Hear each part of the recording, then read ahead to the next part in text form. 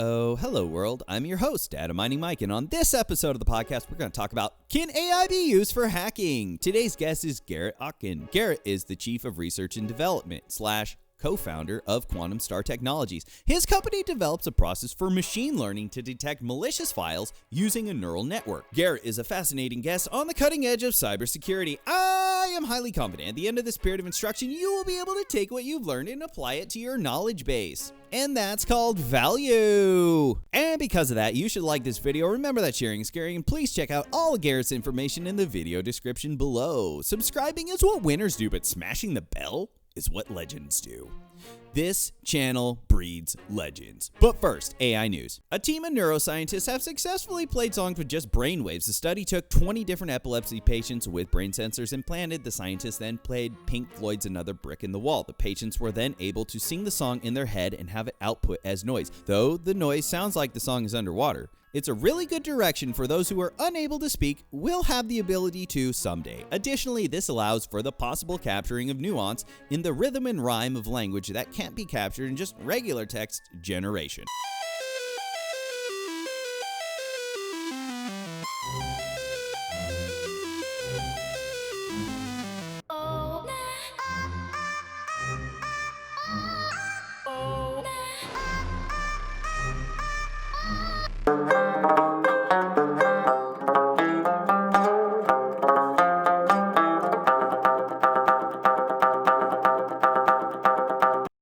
Tell the world about you. Hey guys, I'm Garrett Oteken. I'm the co-founder and chief of research and development at Quantum Star Technologies, where we do data science and AI research in the cybersecurity space. So we build models that detect and classify malware. So been doing this for full-time for about 3 years, but overall been doing this for closer to 6. Just getting it up and rolling, and it's been quite an adventure. And before I was at QST, I was lead software engineer at Safeguard Equipment, which is another startup company. And that's pretty much the bulk of my professional experience in this field, because I am, not the oldest member of the industry. So, I went to school at North Idaho College and University of Idaho. So I've been pretty much just doing programming and software engineering stuff since I was about 18, and grew up here in North Idaho my whole life, and plan to continue to live here. So that's the quick intro to me, I guess. Is there any other questions or anything you have? Oh yeah. What languages can you program in? Well, the majority of my programming at the moment is Python, just because we're doing a lot of automation work and that sort of thing. But my favorite ones to program in would be more C, C++. I did a lot of C when I was at Safeguard, and I really kind of fell in love with that. I just like the fine control over memory management and that sort of thing. I've also dipped my toe into Golang a little bit, which we've done for our cloud infrastructure work. I wouldn't say I'm an expert at that, but I'm dangerous with that. And then, I'm familiar with shell scripting, like Bash and that sort of thing, like those more kind of meta languages, I guess. Not exactly key to programming itself. So those are probably the main ones. C, C++, Python, those are my primary ones. I have done some stuff with Swift in the past. Don't really keep up on that too much. That was mostly just a fun exercise. Did a little bit of it for Safeguard. And I've done a little bit of Java, but not too much. I wouldn't say that's something I'm a professional at. But so I've touched a few different things, but the big three for me are C, C++, Python. So cool. Yeah. How'd you get started in the industry? Well, so I was a student at the computer science program at U of I, and I was personally doing research into the field of AI just on a personal interest level. I was at a phase of life where I was kind of trying everything. I did a little bit of app development, a little bit of web development, a little bit of, a lot of different topics. And AI came around as a particular topic of interest for me, and I was curious, well, how does that work? And so I started writing neural networks in Python and C++, try to be as from scratch as possible. I didn't like importing a lot of libraries like TensorFlow and stuff just yet because I wanted to know exactly what those libraries and functions were doing underneath everything. I didn't want to just import, 10 functions and string them together and say that I have an AI model. I wanted to be able to learn about exactly like the mathematics behind it and that sort of thing and the logic behind it. So I was doing that. And then I was involved in a cybersecurity program at North Idaho College. They were just spinning it up. It was kind of a after school kind of extracurricular sort of course that you went through on it. And I had a buddy of mine in college that we went through it together, and we had this idea of, well, we wanted to try out our new skills, and so we wanted to hack each other's laptops. And I was thinking, like, because we were talking about this at lunch when we were at school in between classes, and I said, we really should get permission from somebody at IT for this, because this is likely going to set off some red flags considering that we're on the school network right now. And so we go to the IT department, we say we need to speak to the man in charge, and that person ends up being Paul, who's my current business partner. And we sit down with him, we say, have you heard of these tools? Have you heard of this? He's like, yep. And then we're like, okay, so we want to do this. And he said, that sounds like a lot of fun, but no. And but we have a conversation with him that ends up being quite healthy. And we end up coming back several times to just learn more about what the IT department does at the college, what their data center looks like, and that sort of thing. And that was pretty cool. And then kind of simultaneously, I met my second business partner. The three of us founded this company. And he, Doc, was a military contractor who was kind of coming out of that industry, and he approached me not too long after we got to know each other, and he said, hey, I want to start a company doing security, and I want you to run the cyber end of things. And I thought that was really interesting because I was just getting into cyber, and I was also just getting into AI, and so I was thinking, well, how do I blend these together? Because this AI is super interesting as a topic for me, but I also have some cybersecurity training under my belt. I have some interest, and now I have this opportunity. So I'm curious, how could we merge these things together? And so I came up with this idea, which is now actually something that we've patented, which allows us to essentially train models off of raw binary data without any additional feature extraction. I approached it to Doc and Paul, and we eventually decided to say, hey, this security company is not just going to be a security company, it's going to be really focused on this AI idea. So we transitioned from a company that was security based with a cybersecurity component to it, to now we're a research company focused exclusively on cybersecurity doing AI work. So it was a little bit of I guess you'd say a pivot, but it was such a new phase of the company. I mean, it's hard to say it was a pivot, but yeah. So the three of us got it started, and Paul, he's been kind of our CIO, technology infrastructure management guy, because he was in charge of IT infrastructure at the college. He has a lot of experience in that area. He's got a lot of experience in cybersecurity as well. Doc was their CEO, because he has a lot more of that experience building relationships and making inroads and that sort of thing. And then I was CTO / chief of R&D now, and focusing on training models, collecting data, and building out the infrastructure. So that's kind of the story in a nutshell of how this whole business got started and how we got to kind of where we're at today a little bit. So, dang. so that's how you establish the network, is your interest in these fields, and just pursuing your interests. You started gathering people around you that were like, hey, this guy's got some energy going. maybe we can compile this energy into something that could be useful, you know? Yeah. So like when I met Doc, I told you a little bit about how I met Paul kind of out of the blue, but I met Doc through the Innovation Collective, which is in this building here. And I got to know Innovation Collective through a professor at the University of Idaho. And he actually, at the time, had his own AI company that had military contracts, I believe. And so I was curious about like what he does and stuff. And I was telling him, hey, I kind of want to get into this, but I want to get in this and actually found a company and actually build something. Not just be like an intern somewhere, but actually do something.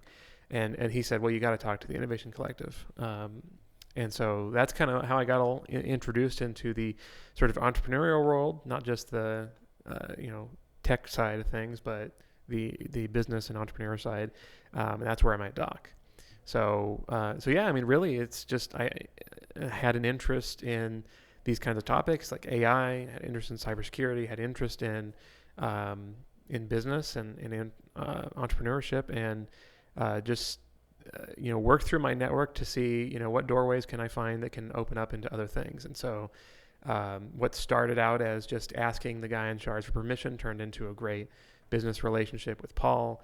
The Innovation Collective, I mean, I'm still involved with that group, and I, still keep tabs with those guys, and they're great for just getting people to get to know each other, to build business. So I really think that's one of the primary components to how we got here is just persistence of like, what do you want to do, and are you actually going to do it? And like, are you going to call it quits when things get rough for a second? It's like, or are you going to find some other avenue? Because I had an interesting retrospective when I went to U of I. There's an event at U of I, and I went and saw some of my classmates. I was at the satellite campus, so and I ended up dropping out of school in like between junior and senior year in pursuit of this company. And so my last semester, I only took like one or two classes, and so I didn't see as many of my classmates as often. We went to this event, and they were asking me like, "Hey, we haven't seen you. Where you been?" And like, "Well, I'm starting this business. I'm starting this thing." And he's like, or pretty much the whole group of classmates, they're like, "Man, I would never want to do that. Like, I can't believe you're doing that." They thought it was cool, but they felt like relieved that they weren't the ones doing it. And I thought that was interesting, because I'm like, man, isn't this the American dream? Like starting your business and taking off and making something. So I thought that was interesting of like, that's, it doesn't seem to be as common of a goal as I thought it would be, which, it's fine. It's like, if you want to work your 9-to-5 job and you want to be a software engineer, there's nothing wrong with that. I just had this, I guess, presumption that the ideal situation for a software engineer is to start your own tech business and and take off.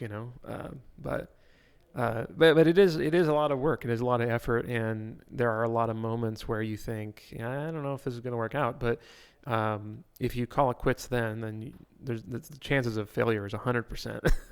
But if you stick to your guns, then who knows what can happen. So there were definitely, not to shift gears into another topic, but when we were wanting to get funding, we had vetted the technology, we had our prototype, it worked, and we were thinking this thing really has legs. We decided to go for funding. Some people turned us down, and some people we turned down because we didn't like what their vision was for the company. And that's difficult, because you can be in communication with a team or maybe a single investor or something like that, and things can be going really well, and you can be talking for days, you can be talking for weeks, and you're thinking any minute now we're gonna get this deal signed, and then there's gonna be one small clause or something in the contract, or there's gonna be one point of negotiation that you just can't come to agreement on, and then the deal kind of falls apart a little bit, and you kind of get a little bit discouraged at first. And there definitely been difficult conversations that the three of us have had, but at the same time, we always agreed that, hey, what we have is worth the trouble. And if we could only get this opportunity to make this thing happen, it would be worth doing. And that kind of confidence is what, allowed us to press forward. And we eventually did get an investor brought on, and we've been working, full time on this business for the past, 3 years or so. It's been awesome. So. Yeah, dude, you brought up some good points and something I thought about earlier, which was driving over here. And it's something I've thought about. Yeah, a lot of people think that, oh, that'd be so cool to start my own thing, until you do it. And then you start to realize people start to treat you like you have a tattoo on your face. And that's the way, it's almost like you got that gap in that resume. You got a lot of explaining to do. Yeah. And then, everybody thinks it's cool, but nobody wants to step up. People live in that slave mentality. And that's something that I talk to a lot of people about. Like, we live in a society where mediocrity and conflict avoidance, not only is it the standard, it's rewarded. And it does nothing but breeds this, it breeds discontent. People suffer a lifetime of silent anguish, not knowing, wishing they could pursue something that they could have done. Right. So where do you think the education system's failing? Because I'm seeing them, it's more of a socialization process where they put people into a box. Yeah. And they say, learn this and think in a box and be a good slave for your boss. So I will talk in the context of my own experience. And I didn't take out any student loans. Good for you. But as a result of that, every class that I signed up for, like, I felt that, it was painful because I knew exactly how much it cost, and I knew exactly how much my bank account was going to be drained every semester, and how many hours I'd have to work at whatever job I had to pay for that. Yeah. And so you really start to ask questions about whether or not it's worth it. And I feel like, I don't know this because I haven't been through this experience, but I feel like if you just resign yourself to taking a $200,000 loan, and doesn't matter, who's paying for it ultimately, or how much it's going to cost you in the long run, and you just, live your college life, I think it's a little bit harder to put things in perspective of exactly what the cost of college is. And that's why I dropped out, is I was thinking, what is the benefit that I'm getting from this, and how much is it costing me, both in money, but also in time, because I had 3 things going simultaneously. I had college, I had my job as a software engineer, and then I had trying to get this company off the ground. So I would say, in my personal experience, there were some things that worked out really well for me.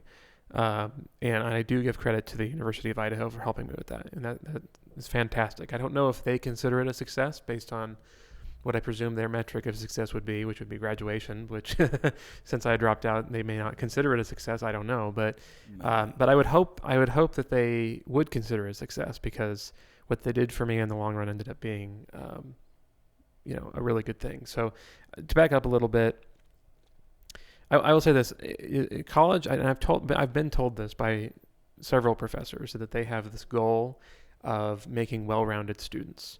And I've always pushed back on that to say, this isn't high school anymore. The goal of college isn't fundamentally to make well-rounded students. It's to prepare people for the workforce and to prepare people for their careers. And by that point, students have the ability to choose for themselves what career path they want to pursue. Some don't, and they take a general studies career. That's fine. I'm going to let that simmer on its own for a minute. But assuming you've selected your career path, like for me, it was computer science. The college system still makes you take classes that are completely irrelevant from that career path. And I'm not talking about like communications classes, like philosophy. Yeah. Gender studies, things that like you have to do it because they need money. Yeah. Yeah, well, for me, it was biology and geology, and you could take physics, which actually is pretty interesting to me as a topic. But I heard that it's designed to weed out the engineering students. And since I wasn't an engineering student, I figured I, wouldn't make my life harder than it has to be. But, so I took biology, which I have zero interest in, and geology, which I have zero interest in. And in day one of class, the professor or the instructor for biology, he said, I do not know why they're letting computer science students take this class. This is a class meant for biology majors and nursing majors. And so he's like, this class, if you're not in those majors, this class is not for you. But I still had to take that class. Otherwise, I would have to take something else that would be equivalently bad, or equivalently irrelevant. So, and what was interesting is with the lab and the lectures combined, that one biology class consumed more of my time than in just class time, not even homework, just class time, consumed more of my time than my 2 computer science classes combined for that semester. And when you're paying for this all on your own, you start to really wonder, how much value am I getting out of this class? Now, it's a requirement to graduate, so I didn't have a choice. But at the same time, I know darn well that I would never have signed up for that class if I actually did have a choice. And the pushback I get from teachers is always, well, this will make you a well-rounded student. And my thought about that is, okay, so let's say that it, at the most value possible, let's say I join a biotech company and do software engineering for a company that actually does something in biology. Yeah. They will not, I presume, they will not accept a single biology course at a 100 or 200 level. No, they want to make money. Yeah, they're not going to accept that as like reasonable education in the space. If they expect me to be educated, they're probably going to expect at minimum a minor in biology. Or they're going to train me on the job, in which case my prior experience would be irrelevant anyways. So I don't see any like business case or career case to make for taking a biology class. Now you could say, well, what about the skills that you developed? And I would argue that none of the skills I developed in there are things that I would ever use in real life, like how to operate a microscope. That's, trivial knowledge compared to, what you'd actually expect to see in the real world. And if I ever do need to use a microscope in the real world, learning curve is not high enough to justify a $1,500 cost. Yeah. So that was frustrating for me because I knew that there wasn't a real purpose to it. They say they want well-rounded students. I think they really just want money, and maybe they didn't have the guts to admit that they don't have enough, computer science coursework to last full 4 years. Because it was interesting enough is that the nursing students, they didn't have to take an introductory C++ course. So, how well-rounded do they really want their students to be? Yeah. So I had some frustrations with that. And I think that is an example of where a lot of college is failing for people because it's costing a lot more money and the value for what you're paying for seems to be a lot less than it used to be. It used to be you go to a university because that's where the source of knowledge was. If you wanted to learn about something, if you wanted to learn a skill, if you wanted to learn a career, you had to go to university because that's where the knowledge was. And now the knowledge is everywhere. And the case for university is more of like, well, this is curated knowledge. This is knowledge from professionals. This is knowledge from people that have been there and done that. And you don't have to decide if a YouTube video is trustworthy or not because this teacher is a trusted and vetted professional and you can trust that. But I feel like that value proposition only goes so far. When you're charging, even at a community college, like $1,500 is about as low as it gets. Or at least it was at the time. And even still, like a $1,500 class online that's very expensive. You can spend $100 on a class that lasts for weeks. And so I think that it's difficult to justify the value that they're presenting. So I will say this though, the thing that worked out well for me with the University of Idaho was they had this co-op program, which is like an extended internship. And I know other colleges have done it, but this was a brand new thing for the University of Idaho. And I was one of their kind of pilot students for this program. And they're the ones who actually introduced me to Safeguard. I had met the founders prior in like a entrepreneurial thing, but But University of Idaho is really what set me up for that internship. Once I got through that internship, Safeguard didn't want me to leave, and I stayed on there as a software engineer. So I think of that as a great success. What is a college's job? It's to place students in their career fields, and they did exactly that. They didn't do it in the traditional sense that they expect. Like, I didn't graduate, but they placed me in a career path. I could have stayed at Safeguard. Safeguard's a great team. They're great people to work with, and I really loved my job there. The only reason why I left was because I needed to pursue my dream of starting my own business. But but I think of that as a wild success with the University of Idaho. Is you take a semester off, you do the summer and the semester at this internship, and it's a paid internship at whatever business. And so, I'm really thankful for that experience. They were originally actually going to set me up with the Idaho National Laboratory, which is a fantastic experience for a student. I mean, that is, more than you could ask for, is actually joining and being a part of a national laboratory like that. The reason why it didn't work out for me was because I was in the stage of signing employment contracts. And I saw a clause that said any IP that you generate belongs to the national laboratory. Oh. And I had a question about that because, I have this IP for the company that, we founded now that I currently work at. And I said, I have this IP. I have a provisional patent on it. And I do intend to work on it. But I'm willing to put that on hold. But I just want to make sure, is that okay? And we had a lot of back and forth. They got so IP is individual patent. Intellectual property. Not IP address. Yeah. Okay. Intellectual property is what. Yeah. Sorry. So I had this. Essentially, it's an idea that I had a provisional patent for, and had a prototype for at this point.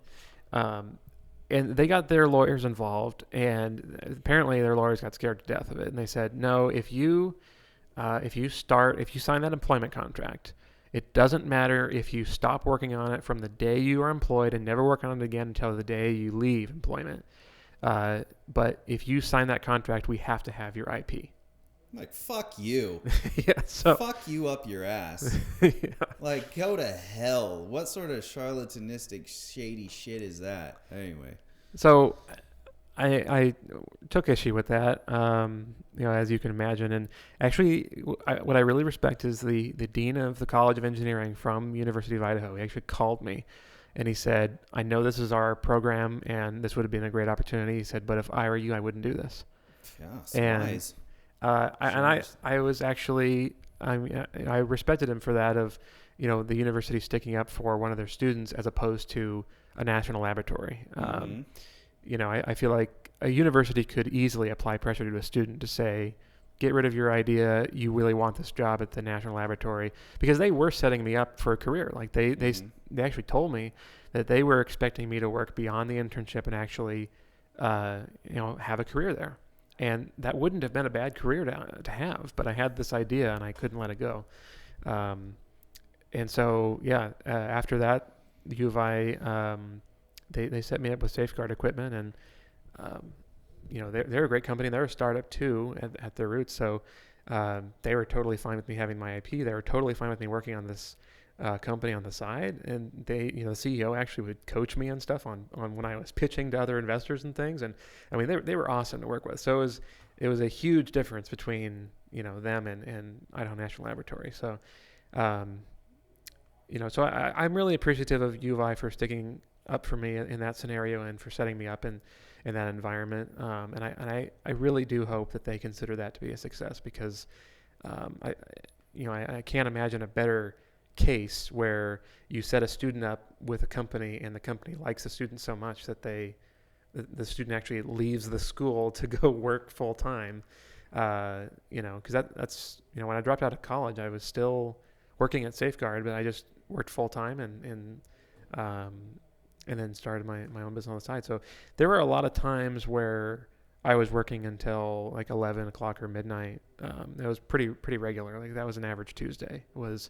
You go to work, and I get there at 7:30 and leave at like usually 4 or 5, but sometimes they'd let me leave early at like 3 if I had a pitch or something that I wanted to do, which was really nice of them.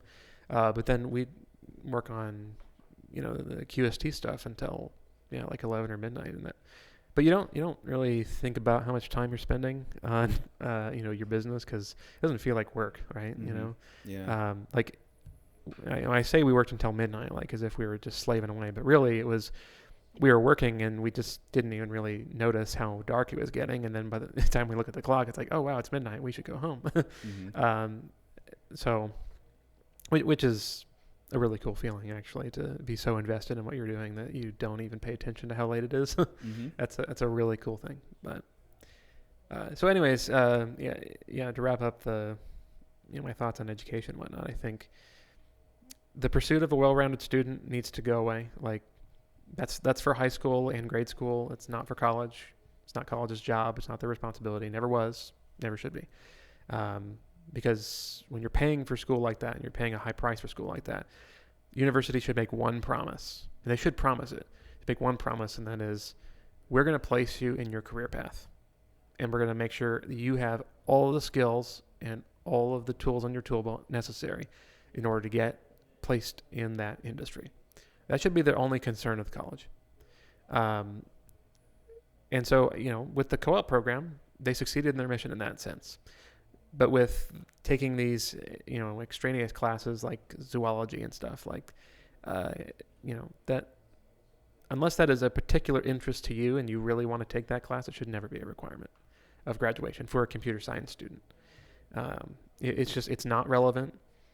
Some people will try to make a case that it is relevant. It's not. If you have a personal interest in biology, it's great. Encourage you to take a class to learn more about it. But I am not an advocate of forcing people who have zero interest in biology to spend $1,500 to $2,000 on a class where they'll never use. Because I don't like biology. Like, it's not interesting to me, and I didn't like it in high school, and I specifically wanted to not do that ever again. But then I had to again in college, and I understand things that aren't directly related to your career field but are still helpful, like communications, mathematics, etc.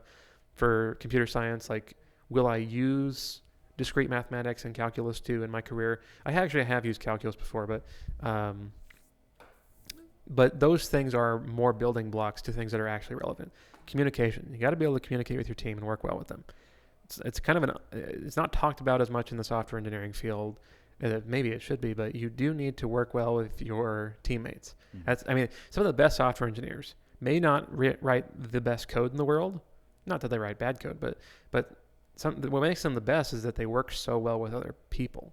And they're not afraid to admit mistakes. They're not afraid to take advice from other people, and they work well. So I don't think a communications class is so bad. I don't think mathematics is so bad. But I think classes that have absolutely zero foundation in the career path that you've chosen, I think that, there's just, I do think the university is doing a disservice to students by making them pay for that. And if they don't have enough classes to justify a 4-year degree, then make it a 2-year degree, Mm-hmm. Yeah. So, but I will say also, like, kind of doubling down on that frustration a little bit was that not only did I have to take these extraneous classes and waste time on that, but I felt like that partially as a result, I didn't get to spend as much time as I wanted to in computer science. And like, I took a machine learning class, but that was very introductory. I didn't feel like, oh, okay, I'm gonna go get a job in machine learning after this. I didn't feel like that. I felt like I understand a little bit more about how it works and how to make it and stuff like that.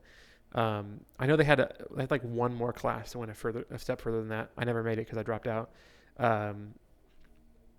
But really, I would appreciate it if you want to do a 4-year degree, allow people in year 2 or something to choose an area of interest within the computer science field that they're interested in. Maybe you like web development. Maybe you like app development. Maybe you like, operating systems. Maybe you like low-level, like, firmware engineering and embedded systems.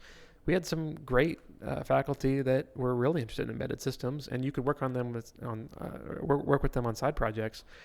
But as far as coursework goes, you couldn't really develop an interest in any one particular thing. You got a introduction into a lot of different things, a mile wide and an inch deep. But if you really were interested in something, like in my case, machine learning, there's only so far you can go with that. You can take 1, maybe 2 classes on that subject, and then that's pretty much it. And I feel like computer science it's too broad to be a single degree at this point.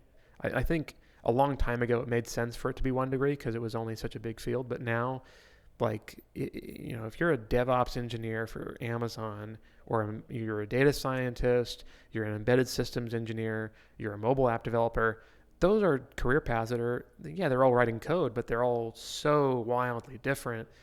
And if all of your experience is in writing C++ code, you've got a huge learning curve to go into mobile app development, because you got to learn, Java or Swift or whatever. And learning different languages gets easier as time goes by, but still I feel like the disservice that university often does is not just filling up time with useless coursework with the biology and whatnot, but it's not filling that time up with things that you're actually interested in. Like, they're not letting you capitalize on interest. And I think part of that is that they just don't have the faculty on staff that are able to teach those courses. I'm sure that if you have a conversation with people that are leading the computer science fields in their universities, they'd probably say something along the lines of, they'd love to have those classes, they just don't have the resources for that. But me personally, I think that that's a wake-up call for university to reprioritize how they're allocating funds. Because it's not like they're not bringing in revenue, right? If you're spending thousands of dollars per class, it's not like you're bringing in nothing. But maybe there's a change in allocation that needs to happen. So anyways, that's my thoughts on education. No, you brought up some good points. I definitely feel that higher education failed me because I was never given those introductions to an internship. They didn't give 2 shits about me, mostly because, 1, I was a veteran. And so that's a whole different world. And so I'm a little bit older and nobody gave a fuck. So when it comes to that, I gave up. And I gave up trying because I realized, you know what? It's easier to get the CEO of a company on a podcast than it is to get my resume in front of a hiring manager of the same company. Okay, I'm wasting my time. And I think of like Elon Musk's first principles components, like first principles analysis. Like, what is it? How do you get something? And so I just started thinking differently on it. And if it wasn't for that, like, that slam in my face, that wall, I would have never pursued this. I might have been working for some company, but yeah, I totally have a beef with the education system. And you're right, it's way more specialized than I thought it would be. I mean, yeah, I think I'm definitely learning. There's a difference between a computer scientist and a data scientist and a statistician. And they're all kind of like melding into different things. But yeah, so going and getting a company funded, here's the question. Here's my first question. How come you guys opted to have a building? Well, we needed office space. There's 3 of us working together, and as silly as it sounds, you get a lot more done when you're all in the same room or in neighboring rooms compared to online. Granted, a lot of our team is remote. I mean, our team is probably 15 people or so, and only 3 of us are located here in Coeur d'Alene. So this is a really nice spot for an office, but it's actually the cheapest spot we could find in the Coeur d'Alene area. So, So you feel it's more efficient by being co-located? Yes. Okay. Meetings happen more fluidly. Like, we've flown people in here to Coeur d'Alene before. We've flown out to meet with other coworkers, and the rate at which you get things done is so much higher because you're not busy scheduling meetings. You can literally just, like, if you have an issue or something, you can literally just, turn around and talk to somebody. And that, it's difficult to value on paper, but the amount of work that you get done is definitely a lot higher, especially when you're pair programming or you're working with somebody on something. Now, if everyone's doing their own thing, then, it's fairly minimal benefit. But yeah, I mean, for the workflow that we've had, these offices are cheap enough. I mean, they pay for themselves. So, All right. What was the point of... Okay, no, that's a dumb question. Let me think. Let me rephrase the question. What is the startup cost of what you guys wanted to do?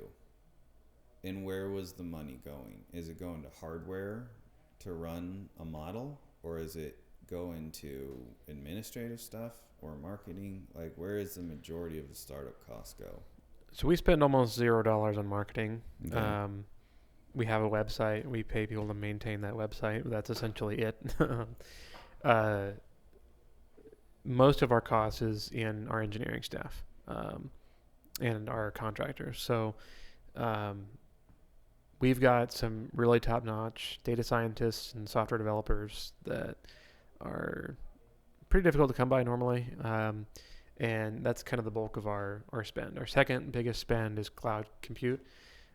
We have, some local compute capabilities that, if we do some experiments and that sort of thing on, but, those machines they're somewhat limited. I mean, they have each machine has a quarter terabyte of RAM or something and 50 terabytes of storage, a couple of 3090 GPUs. So they're beefy machines if you're talking about a PC, but when you're talking about distributed cloud compute, I mean, it's no comparison. So, 50 terabytes sounds like a lot, but we run out of that storage real fast. So yeah, we use AWS for most of our stuff, and all of our machine learning, well, I didn't say all, but most of our machine learning at this point is done within AWS SageMaker. We store all of our files on S3, whether that be metadata or raw files. I mean, we collect like 1 million files a day. So, it's got to go somewhere. It's got to get ingested somewhere. We have infrastructure that uses AWS, and then our product is all running on AWS. You access it through a REST API, and it spins up AWS Lambda instances, and that's how we were able to get pretty strong parallelization and scale, because that's a big thing with a company like ours is scale matters. You can there are some players you cannot talk to until you achieve scale, and scale goes a couple different ways. There's literally how many simultaneous scans can you run, like the infrastructure side, and there's also scale on how long does your model take to run. And that can be a compute conversation, but sometimes it's a model architecture conversation. Is what's involved in this? Do you have to extract features on the fly, and if so, how long does that take?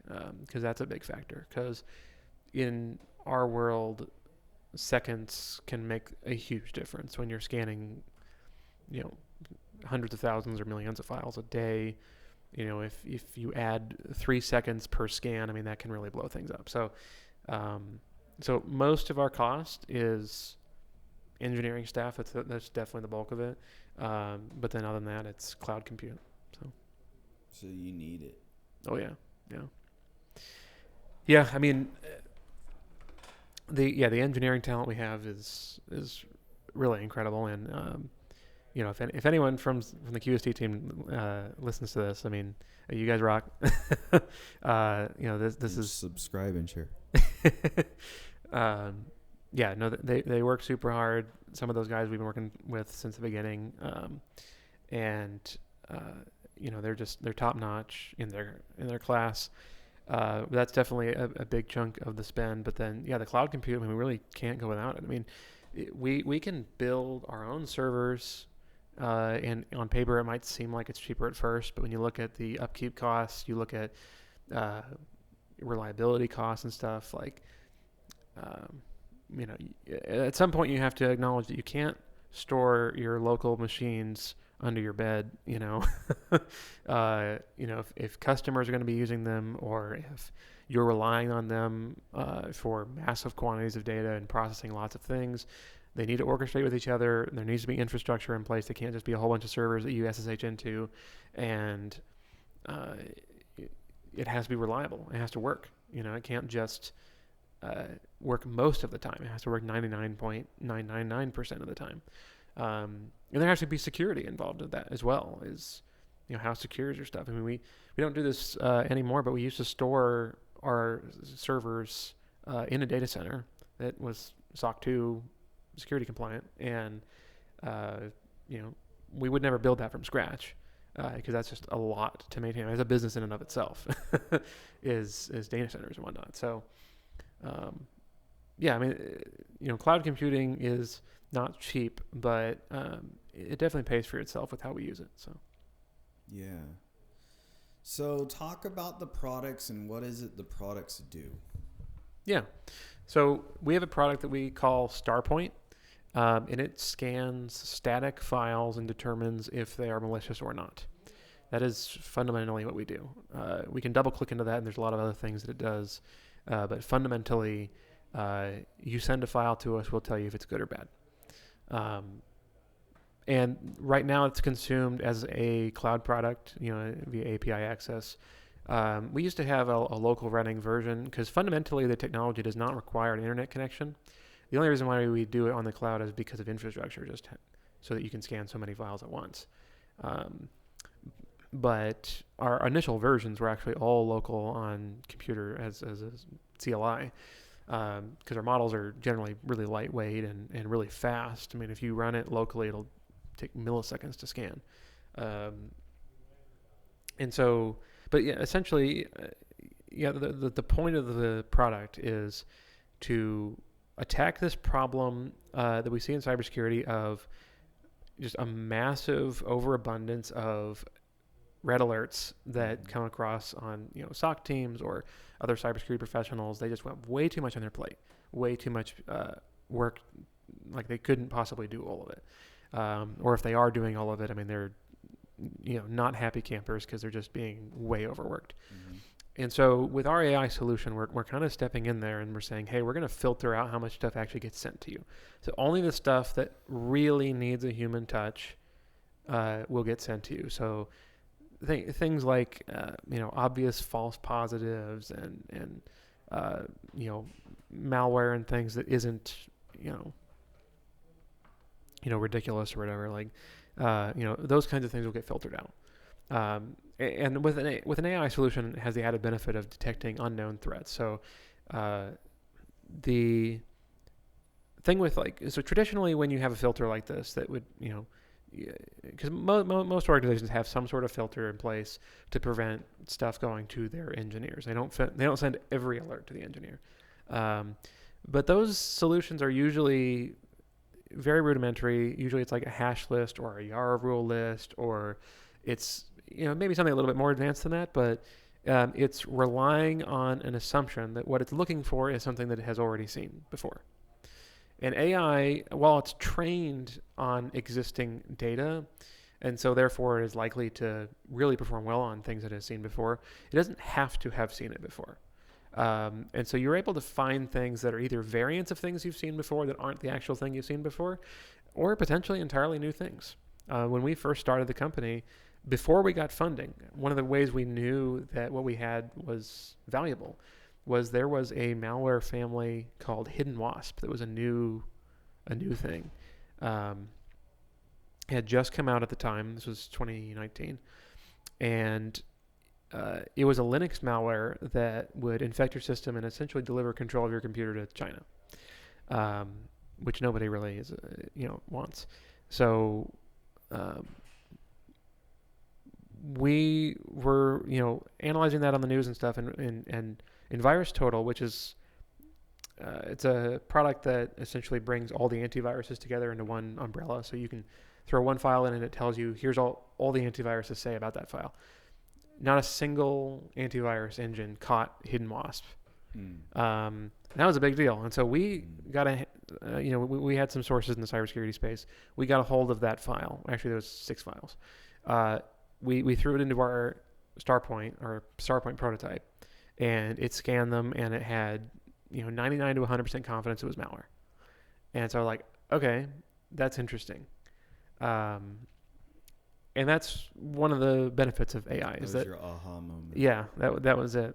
And they always say, that's interesting. Never, all aha moments end with that. That's interesting. Yeah, so it was shortly after that we decided to go for funding, because we were like, okay, this is not going to be a waste of someone's time. This is meaningful, and so yeah, our product right now, I mean, it's essentially solving two problems. You have the unknown threats, but then you also have the noise reduction. And the noise reduction, I'll admit, it was not something that we anticipated being such a big deal until we dove into the cybersecurity space, because I was still fairly new at this, and I was doing AI research, not as much cyber research, more AI research in general. And so when we dove into the cybersecurity space, we realized how overworked people were being. And we realized that there was this super powerful use case for an AI that could be smarter than the tools you already have, but not trying to replace like a sandbox, not trying to replace the human, but to augment the human by saying, we're gonna make your life easier. We're gonna send less things to you, and not just to you, but to the sandbox, because the sandbox can take, a long time to process a file. And the sandbox is a virtual machine. Yeah. Correct. Yeah. Right. Yeah. So there's a lot of those like things going around. So I just want to clarify the jargon. Oh yeah. Sorry, jargon. Yeah. So sandbox is like a virtual machine that's essentially a fake environment where you introduce malware and you kind of detonate it. You actually run it, see what happens, and that's a really surefire way to know if something's bad. There are anti-sandbox techniques that malware authors use, but generally speaking, sandboxing is a pretty reliable way of determining if a file is malicious or not. The downside to that is you have to actually run the file, and that can take a long time. Usually it takes several minutes, which in computer world is like an eon. And sometimes it can take even longer than that, depending on how good the file is at hiding. And time on a machine like that translates to cost. And so the cost to scan a file is massive. And so if you're scanning all your files through a sandbox, I mean, it's not feasible for most organizations. And so they reserve the sandbox to only the things that are of the highest level of suspicion that have not been confirmed by other things to be malware. If it's been confirmed to be malware, there's no point in scanning it because you already know what it is. If it's confirmed to be benign-ware, you don't really care. But if it's this middle ground of suspicion that's like, no, this is very suspicious, but we don't quite know what it's doing, you're going to send that to either a sandbox or you're going to send it to an actual human being. And both of those are very expensive and they're very time-consuming. And so we're kind of... computationally... Yeah, we're way cheaper computationally. We're way faster. And so we're kind of thinking of AI as this use case of like the non-sandbox sandbox. Okay. Like it's giving you a score that's saying, here's what we think, or here's what the AI thinks about this file. It's not going to tell you something like a hash list. It's not going to say, well, we found this SHA-256 and we matched it with this SHA-256 hash value and found out that there's a match and this is a known malware. It's not going to do that. It's raw AI. And so, it's going to do its own unique evaluation on the machine code and what other engineered features there may be. And it's going to create a unique valuation of that file in real time at the time that you send it. And that allows you to catch new things, and it allows you to essentially do what kind of fulfill the purpose of a sandbox without actually being a sandbox. You're not actually detonating the file. It's all static scanning. But what do we use sandboxes for is to find out things about files we don't know anything about. This does exactly that. And it provides a score very similar to a sandbox. Like usually in a sandbox, it doesn't tell you this is malware. It tells you usually in a score of like from 0 to 10 of how malicious this looks or how suspicious this looks. And we just presume that a 10 out of 10 is like 100% malware. Ours is the same thing. It's a binary classifier at its core. We've got other components that we attach to it, but essentially that's what it is. And so you have a value between 0 and 1. The closer to 1, the more malicious it's likely to be. Closer to 0, the more benign it's likely to be. So if you have a really high score, it's like 0.999, guess what? The odds of that being malware is very, very high. Like, and we do a lot of work internally to make sure that when we tell you something is malware, that it actually is malware. Like our false positive rate is our number one priority. Like we want to make sure that we don't tell you that a bunch of benign files are actually malware, because that does not save anyone time. That actually puts more work on the plate of the engineers, and that reduces trust, right?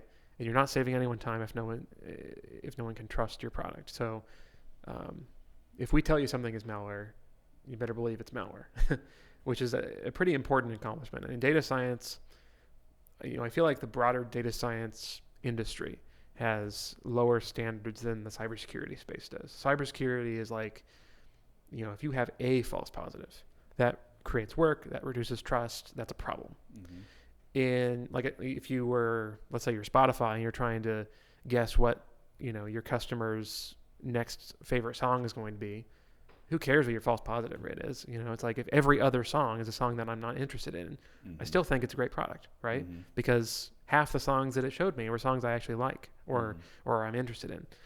That doesn't fly. Yeah, it's like if 8 M&Ms in the bowl are poisonous. Exactly. Are you going to eat the bowl of M&Ms? Yeah. So when we made our first prototype, it was on very limited amounts of data. False positive rate was like 1%, which for a proof of concept prototype, we thought was pretty good.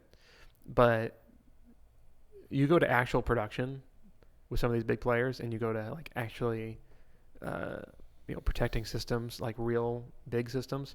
That 1% is ridiculously high. Like you can't even talk about the product if it's that high. You've got to have a false positive rate that's like 0.01%. In that range. So. Yeah, that's an important concept. But yeah, and you brought up a good point. There is a very low threshold for acceptability on machine learning models for like Llama and ChatGPT. I'm going through Llama's paper, reading through their paper, and their scoring. I'm like, this is not that impressive for like arithmetic and coding. You're on like 60s. But okay, so you brought up some good stuff, so I'm just gonna guess here, like how you built it. It sounds like it's a logistic regression.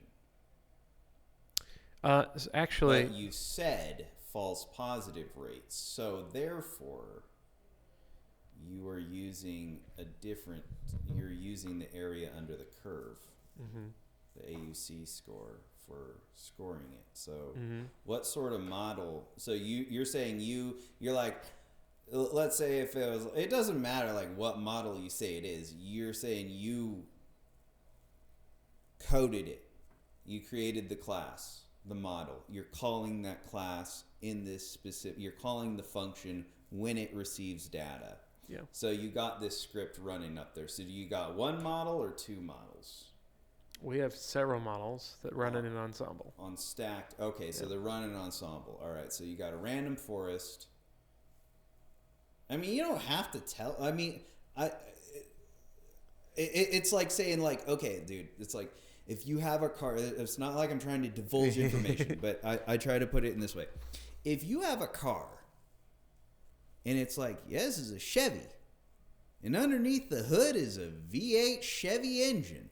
Yeah. And this is an alternator. Yeah. And this is an engine. And this is, I mean, I know what it, so like what engines, like what stacks. I mean, it doesn't matter. You could say it all day. Somebody has to try to replicate the models, get the weights, get the data, tune it all.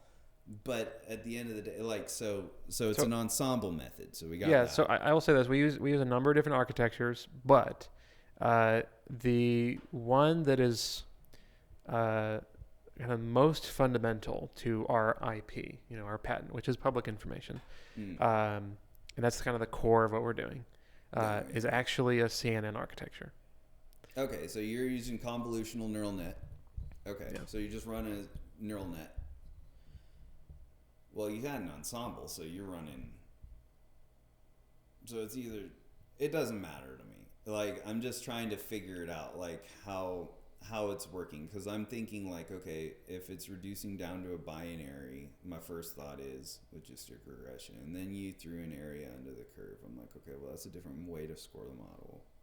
You don't use AUC for logistic regression, and then so you got one neural net.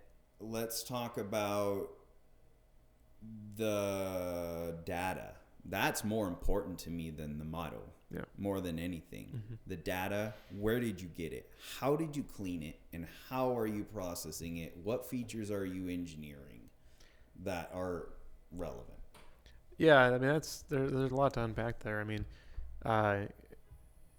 so data cleaning is difficult.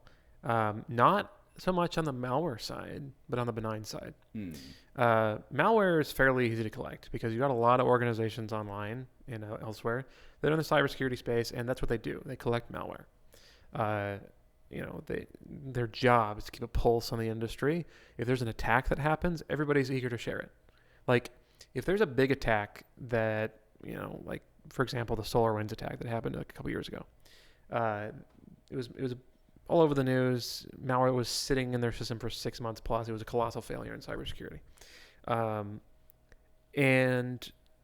It was super easy for us to get samples of that because everybody's super eager in the industry to share that kind of stuff. At the very least, they'll share the hashes. And if you have the hash, then somebody's bound to have it.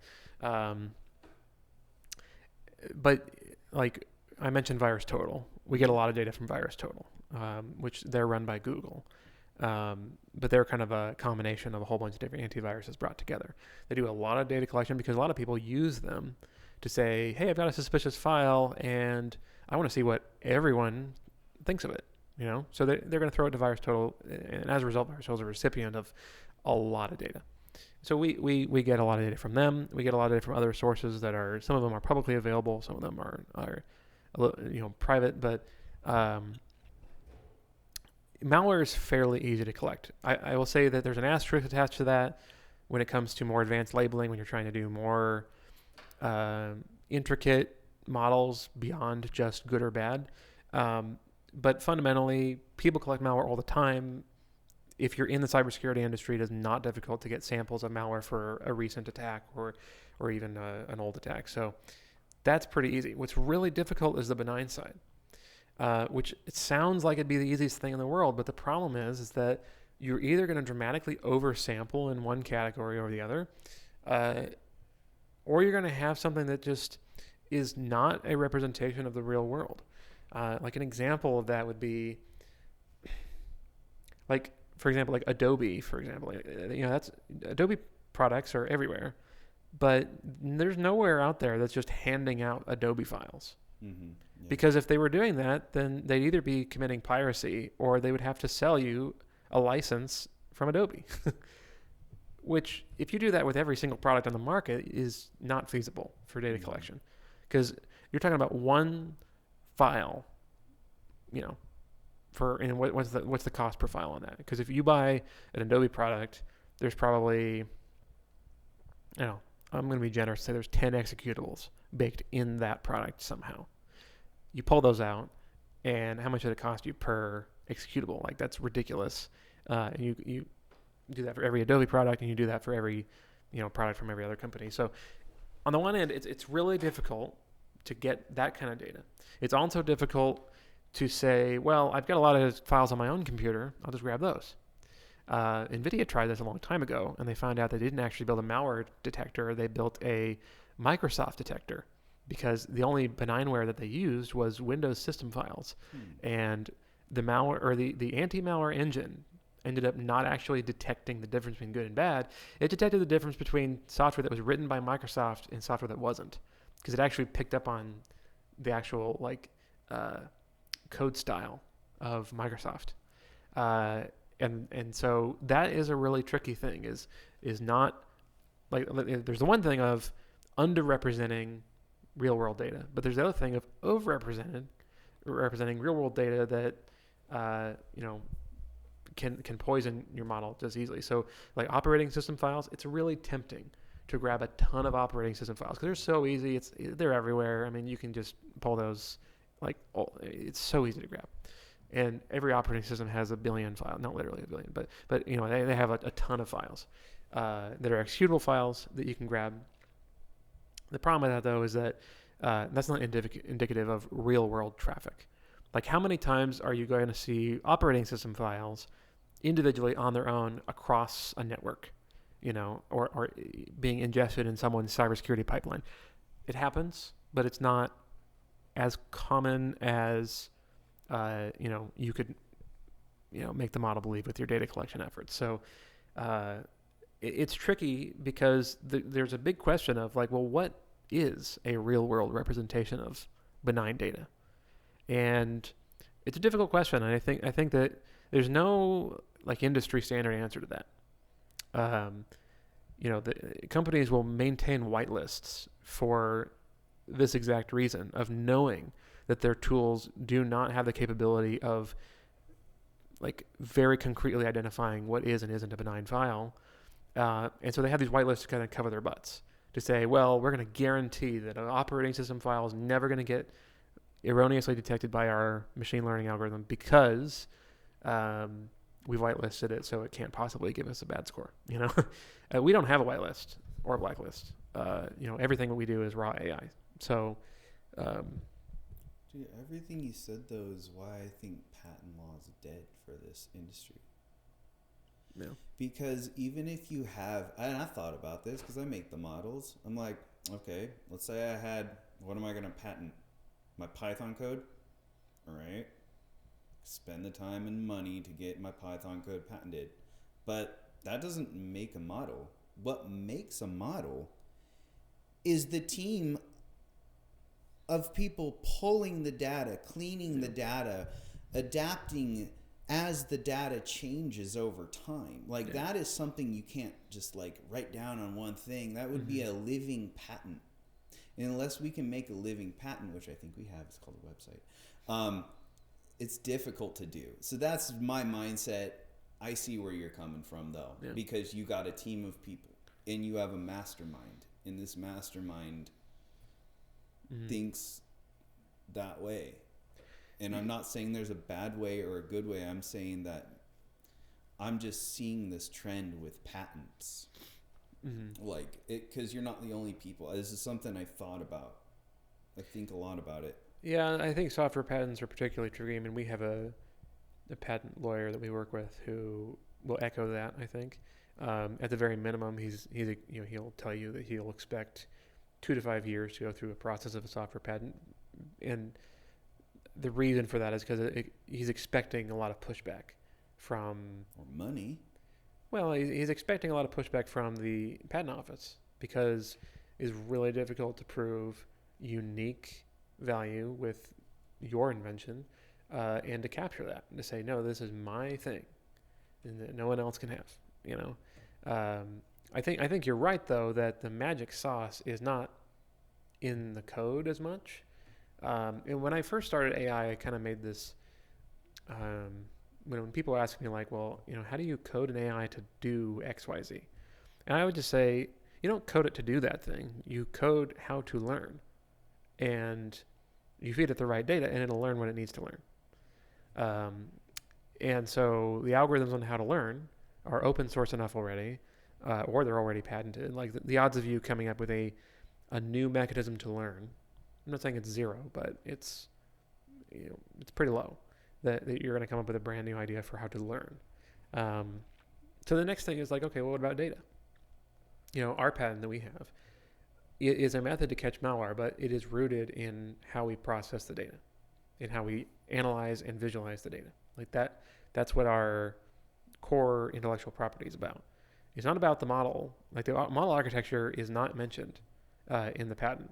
It mentions there is a model architecture, but it doesn't. Interesting. So now you're bringing up some more unique stuff. So your patent is focusing more on the ETL, the extraction.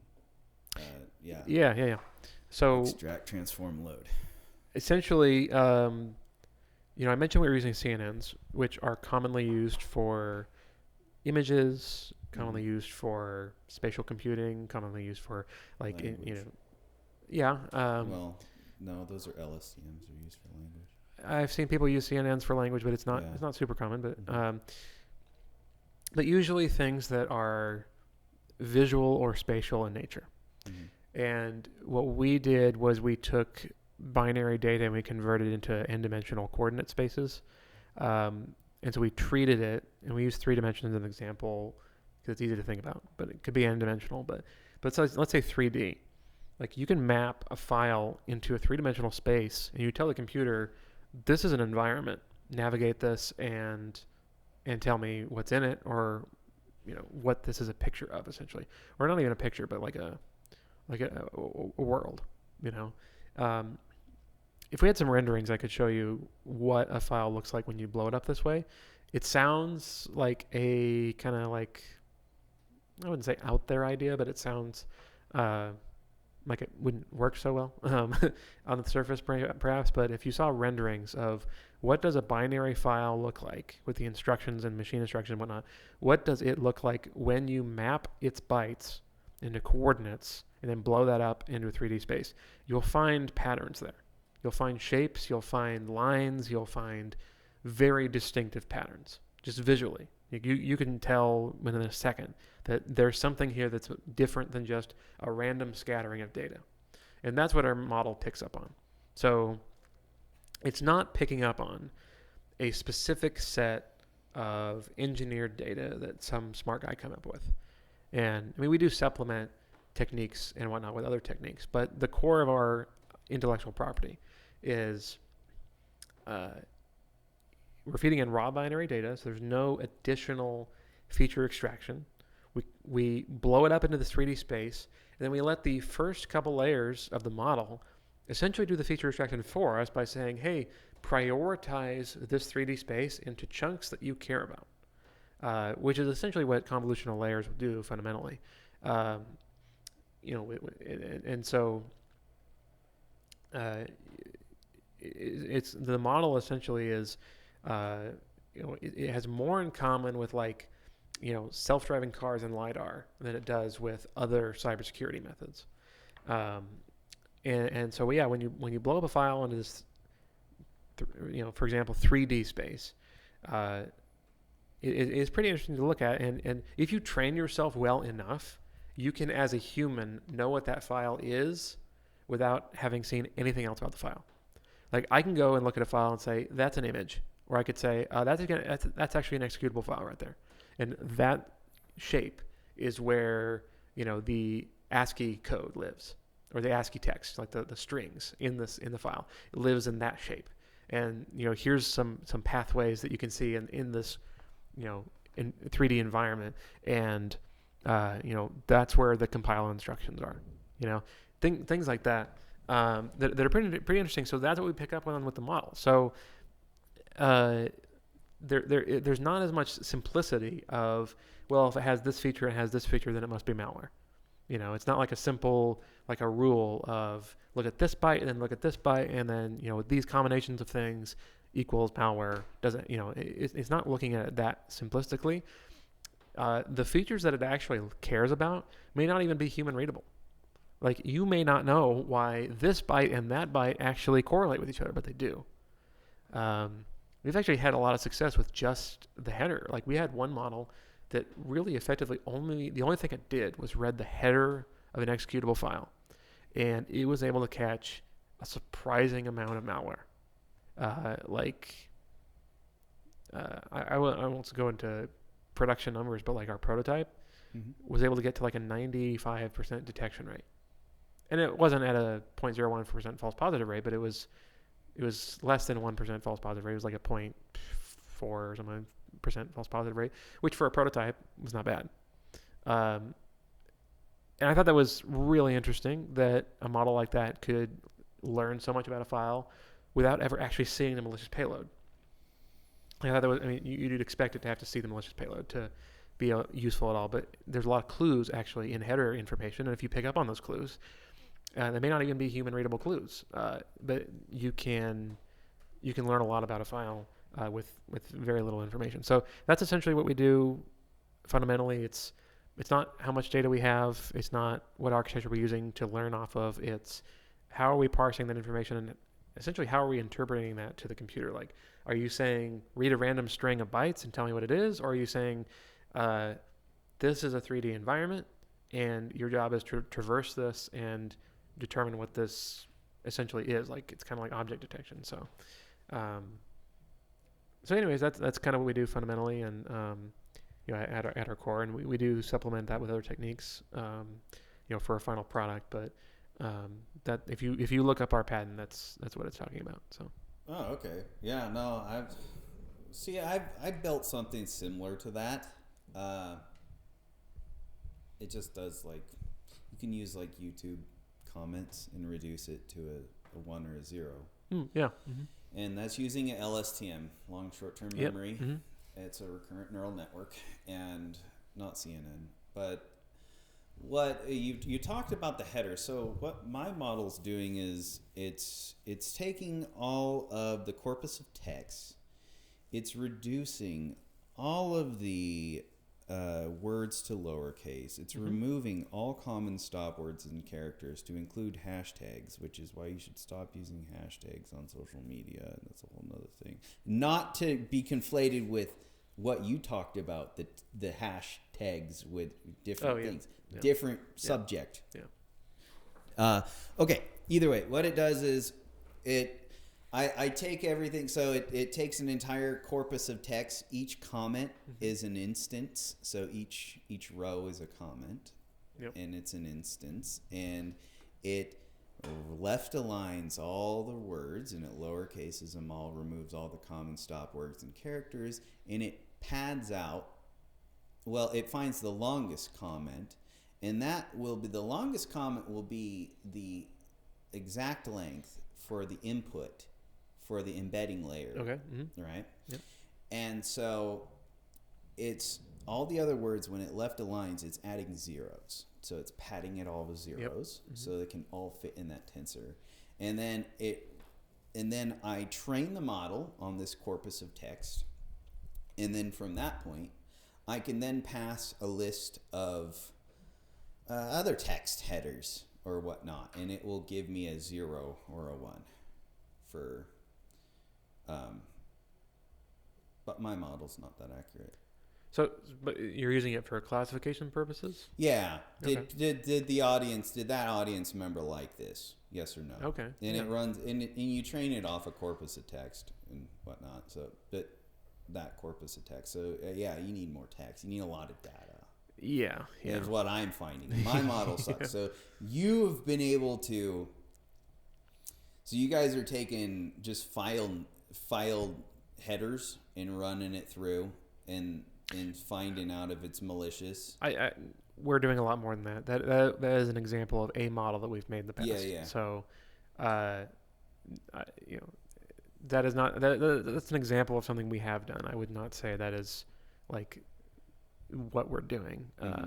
But the point I was making is just how much information you can get on such a small byte sample of the file, which is really cool. Yes, and you brought it to 3-dimensional space, and you can find patterns. And you're saying that, and I'm thinking like, yeah.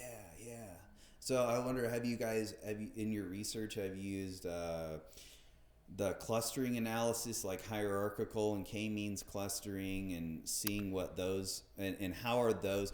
Yeah, that's a good question. That how do those ones vary from the CNN? Score? We do. We've done a lot with clustering.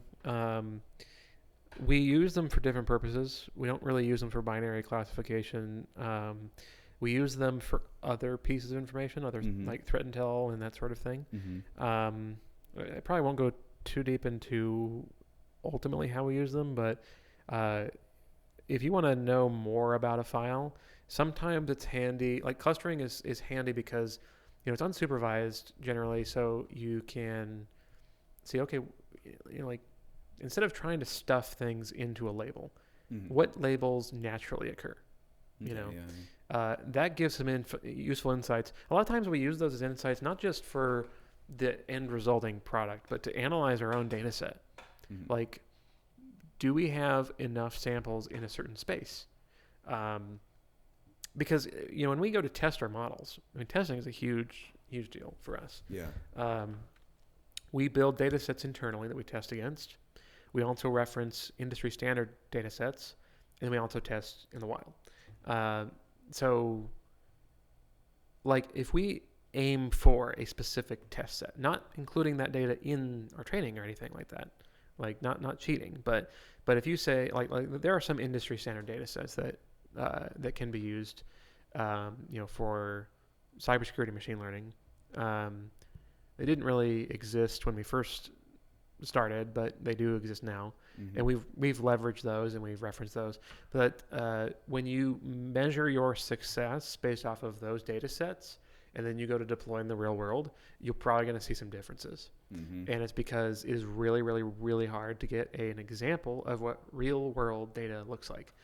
Even the smartest minds in the industry, they can get a good sample. That does not mean that what they have provided you is going to be exactly what you're going to actually see. So a lot of times we'll analyze our own data sets, and sometimes it's test sets, sometimes it's training sets, to say, okay, what labels are naturally arising here, and then we can kind of compare notes with the labels, the hard labels that we do have about the data. We could say, oh, that's interesting because, maybe we're really underrepresenting a certain family of malware or a category, like a certain behavior of malware that maybe we need to go get more samples of. So, we've done a lot of internal analysis with clustering, and then, we've explored plenty of, production use cases for that as well, which, I'm pretty excited about. But, clustering definitely plays a big part in the overall solution. I mean, we don't really use it for binary classification though. So, well, I guess like here's a good, just for like the audience, like as a research thing, like what models, you can just rattle off the models you have played with, just like architectures or just like play around, like random forest, lasso regression. I mean, random forest, CNNs, transformers, LSTMs. Oh, I mean, I don't know.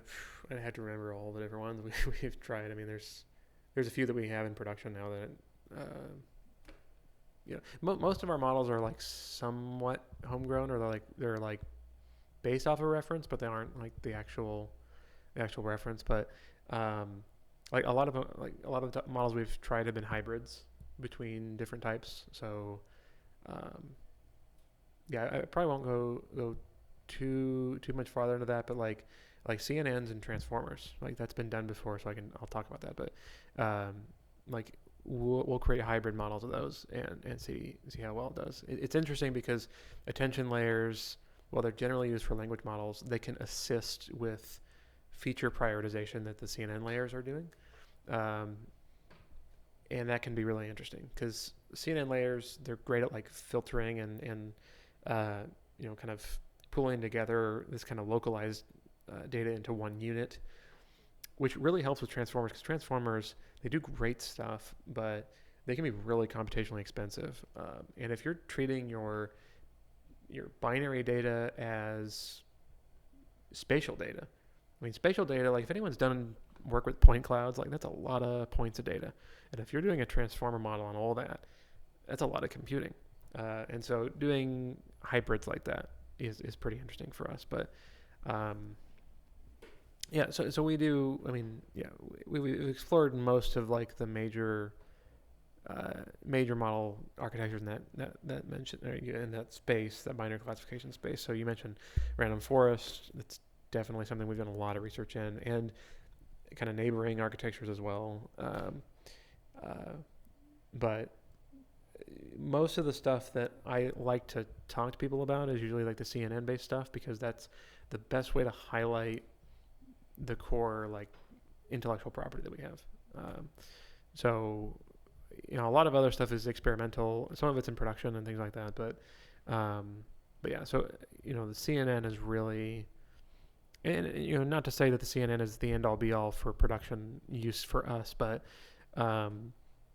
it is a really good kind of example architecture to really talk about like fundamentally what is this we're actually doing and what separates us from a traditional cybersecurity company. Because there might be some machine learning methods that we employ that are not specifically unique in the sense that we're deploying them, but they complement what we're doing so well that it kind of produces a unique result. So if that makes sense. But well, I'll throw you a bone here. Market basket analysis is a machine learning model that most people overlook. It is more powerful than any transformer. And you can run it on a local machine. And here's the thing. Market basket analysis is what made Amazon. That is their machine learning model that they really drive home. So it's based off of if you buy one thing, what's the likelihood you're going to buy another? So it's based off this thing called the a priori probability. And yeah, man, it's way more accurate than anything you can get on a transformer. So if you want to take your point clouds and run market basket analysis, you can find all sorts of unique things. Like most people, this is kind of an older one, but if you buy diapers, you have a higher probability of buying beer. Yeah, and you can tell like if the store, and this is like old news now, like in the world of statistics, like NBA was created like in the 70s or something, and then once they found that out, they're like, oh, we found this out through NBA. Now we're using this in the stores, and you can tell, like, if the store's ran by a woman, the diapers are separate from the beer, and if it's ran by a man's clothes. So that's something you guys should consider employing on your data. Yeah, like, I have to look into that. Like, yeah, and if you need help on like how to run it, you can always check out my blog articles. I've made many good ones. You can take the code and just use it how you want. It's just a matter of doing it. You know, people just don't do it. Absolutely. And you could probably find all sorts of cool things like, when somebody adds this more likely to have this too, you know, with this file.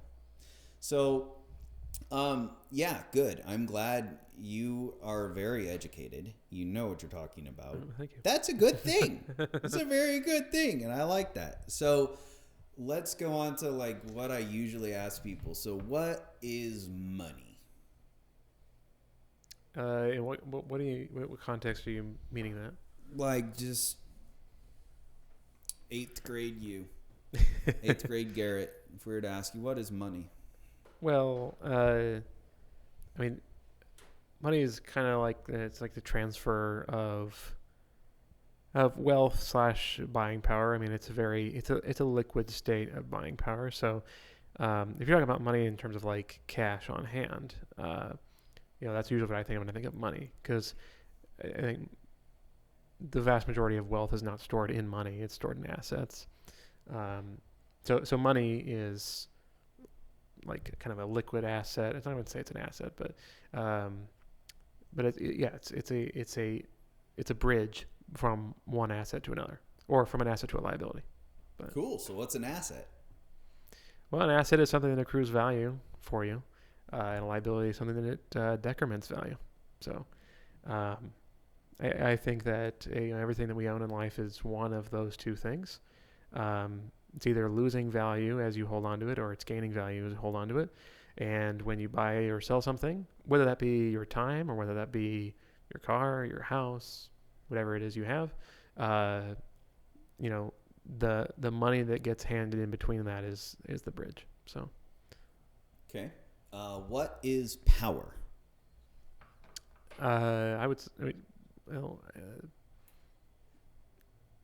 What immediately comes to mind is just influence over other people. So you have the ability to kind of enforce your will over other people. So then what is influence? Well,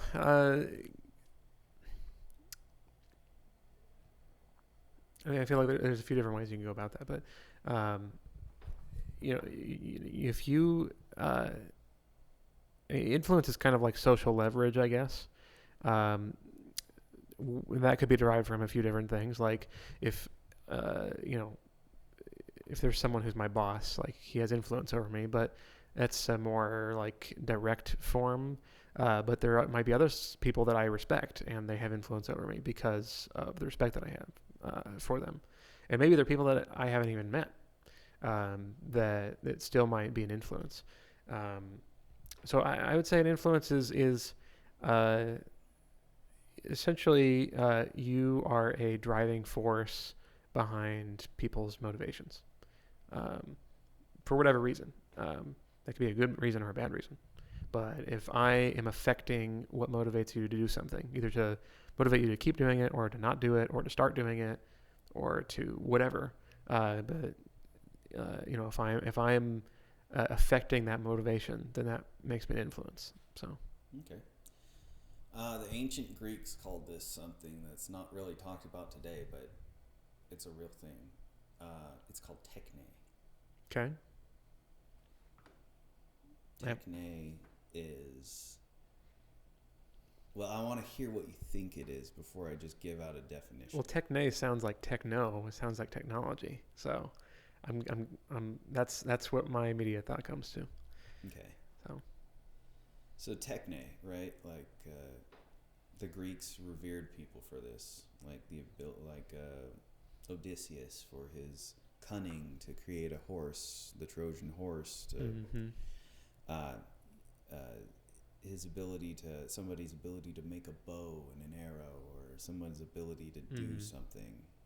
So like cleverness or like engineering, I guess, prowess, like improvisation, problem solving. Yeah, and it's its own separate thing. So I asked that because notice there's a difference between, like, there's things that people with power and influence and money don't have the techne to do it. Not all the power and influence and money can't produce techne to solve certain problems, like techne to cure an incurable disease, or hell, you have techne.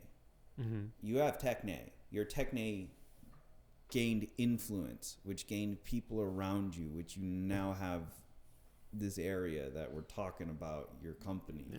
So think about that. What's your first thoughts? Well, I think it's true that there are definitely people who maybe don't have the ability to, do certain things, but they have the money or the power to, allow for those things to happen. Which I think is interesting. I mean, that's in large part, that's the investor versus startup relationship. The investor has capital. They want to see that capital grow, but what they don't have is, the next great new idea, or they don't have the staff to run it. They don't have people that are willing to live on peanut butter and jelly and stay up until midnight every day to make that a reality, or whatever reason. I mean, I'm not going to make any assumptions about, because every VC is different, but by and large, I'm talking in a massive generality, investors are people with capital, and the startup founders or startups in general are those who are actually doing the thing. And with their powers combined, they create a functioning business,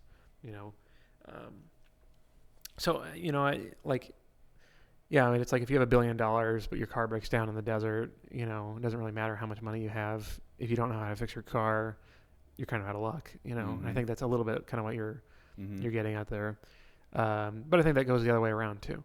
Like, I can know, like, there are plenty of people that I know who are way smarter than me, but they don't have any skill or desire to develop skill on the social and entrepreneurial side, and they don't do anything with their life.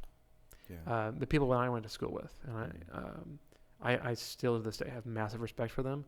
Like in high school or in college, they were doing things that were way beyond what anyone their age would normally be doing. But they didn't have any motivation to do anything with that skill or that knowledge, which was really sad. They would rather do the least amount of work possible so they could spend the most amount of time playing video games or relaxing or just doing something unproductive. And that was, it's difficult to see that because you see a lot of potential, but with no influence and no desire to get influence either.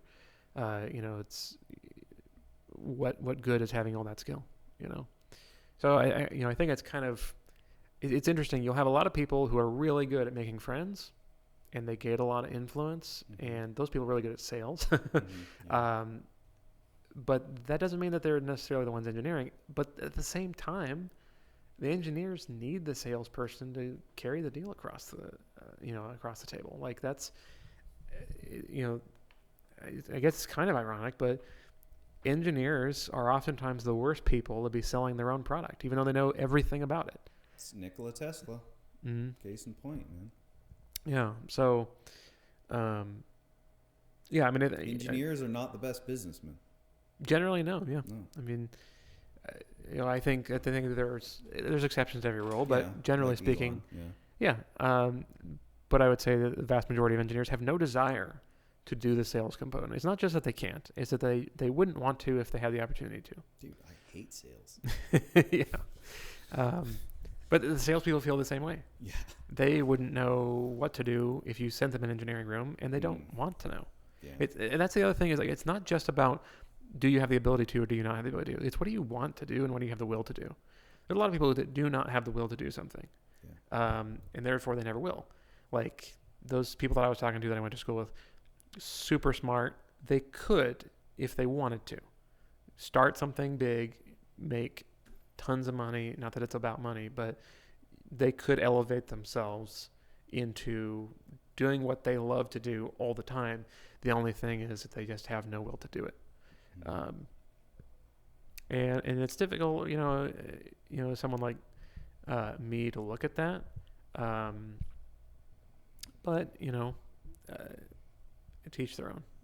I'm not going to tell people that they're screwing up their life because they're choosing, to not do something like that. Like it's possible that, some of those people I still keep in touch with, and some that I don't. And if I went back, I mean, it's possible that they're quite content with where they're at, because there is a lot of stress with building something and climbing that ladder and that sort of thing. Like there's a lot of risks, there's a lot of stress, and that's not something everybody wants. Some people just want to live in their little hobbit hole, do their job, go home, and build a quiet, peaceful life. There's nothing wrong with that, and I respect that immensely. Well, you need those people, and you are obviously of the exception because you're not them. You're you. I'm here talking to you because you're an exceptional person. You've gone forth, you've left your comfort zone, blossomed where you've planted, and now here you are. And it is sad that people have that mentality, that mediocrity, conflict avoidance. I don't want to go forth and become something better. I don't want to put, I mean, I think about it, like, even if I fail, do you ever feel, okay, here's a quick one. Do you ever feel like you're just building sandcastles on the beach some days? Yeah, like you kind of wonder, like, what's the point? Yeah. Yeah. I don't feel that about what I do now, which is a blessing for sure. But starting off, I'm sure it was difficult. Well, I think in general, like, a lot of people feel this about their job. That's why there's a lot of, in culture today, there's this kind of, people joke around about, like, oh, you just naturally hate your job. Like, everybody hates their job, and I don't blame them necessarily in a sense of, so there are some people I would blame, but for a lot of people, it's like, okay, but, what do you do in a day? Let's say you work at a coffee shop. Nothing wrong with that as a job. Plenty of baristas that I know, and a lot of them love what they do. But let's say that you were of the group that doesn't love what they do. I mean, you wake up for the day, you make coffee, but 60 years from now, what can you say that you've done? Well, I've made coffee for people. Well, it's not bad. I mean, there are worse things to do. But if you thought you were going to be doing something more than making coffee, now you can make coffee like a craft, and you can be proud of that and hang your hat on that. So I'm not dissing that industry, but if you thought you were going to do something different than that, and you thought what you're going to do was be different than serving a cup of coffee, if that's all you've done, then I think it's super easy to develop a bleak outlook on life. I don't think that's the correct way to look at things. I think there are better outlooks on life, but at the same time, I kind of understand why people develop that. And it saddens me to a degree. I mean, I feel frustration in some parts. I think some people need to accept more responsibility. I don't think people are accepting enough responsibility. And I think that is a huge cause of why people are unsatisfied with the way things are. But at the same time, I mean, there are some careers that are totally respectable and totally reasonable, but people have higher expectations of themselves and they develop a disappointment. So, to those people who are disappointed, I would say, well, why are you disappointed? What was it that you expected to do, and why didn't you do it? Because either you need to realize that you're actually completely content working in a coffee shop, which is totally fine, or you need to recognize that you need to take responsibility for the fact that you didn't take any action on doing something else. And the reason why you've been doing coffee for 30 years is because you've never tried to do anything else. And, that's where a little bit of the frustration comes in of like, okay, if you're really disappointed in yourself, then, why didn't you do anything about it? I think a lot of people say, well, it's the economy, man, or something like that. And I'm like, yeah, that only goes so far, because people that are motivated to do things, nothing will stop them, That doesn't mean they won't have hard times. That doesn't mean they won't have moments of failure. But if they fail, it's not the end of the game. It's just the journey is going to be a little bit longer. Like for us getting funding, it took us a year to go from we want to get funding, we have a prototype, to we have achieved funding. It took a year. 6 months into that, we were thinking we really had something with this one partner, and we really thought we were going to make this deal happen, and it fell through. And there's no bad blood or anything. It didn't work out. And we could have said, well, we failed. We tried it and we failed. We did it. We took our shot. I guess we'll just have to go back to what we were all doing at our day jobs and just accept reality, accept that this was a pipe dream and it wasn't going to happen. But we didn't take that attitude. We had a moment of sorrow of like, man, that still didn't go through. But then we just got right back up and we said, you know what? It's going to take a little bit longer than we thought it was going to get funding, but we're still going to do it. And 6 months later, we had it. So, a lot of things, they feel so close, yet so far away. And that can be a blessing and a curse. Like a blessing because it gives you motivation. Like it's right there. I just need to sprint for it. And then, but the curse is that you realize that you've been sprinting for a little bit longer than you thought you were going to when you started sprinting. And that can really upset people and disappoint people. But if you realize, hey, I may be sprinting for longer than I thought I was going to be, but I've gone a lot farther than I would have if I just accepted that it was going to take a long time and I just walked. Like, yeah, I'm way more tired than if I had just walked, but look how fast I'm getting places. And so I think there's a lot to appreciate about the nudge and the drive of like the entrepreneurial type spirit. It doesn't have to apply to starting a business. I mean, it could be anything that you set your mind to. But yeah, I mean, like there are plenty of times where we could have called it quits, and we didn't. And I think that's something that people don't do as enough of right now. Is they see a failure and they just resign themselves to, well, I tried it and it didn't work out. And there are some things that, I'm not saying that no matter what you do, always keep trying until you win, because otherwise, people that listen to this podcast would become massive gambling addicts. But but the point I'm trying to make is that if you have something that is worth working on, that you are committed to and passionate about, failure becomes a stepping stone. It does not become the end of the road. So, starting a business is a great example, but it could be anything, it could be building a house. Like I had a landscaping project in my backyard. I didn't expect it to take nearly as long as it did. It took way longer, but hey, here I am. Summer's over, and guess what? I've got a really nice, garden bed in my backyard, and it worked out. It's a good feeling. It's a good feeling. It's a really good feeling. Like the feeling of accomplishment is one of the greatest motivators for me. Like when you've done something, you are that much more pumped to start the next thing.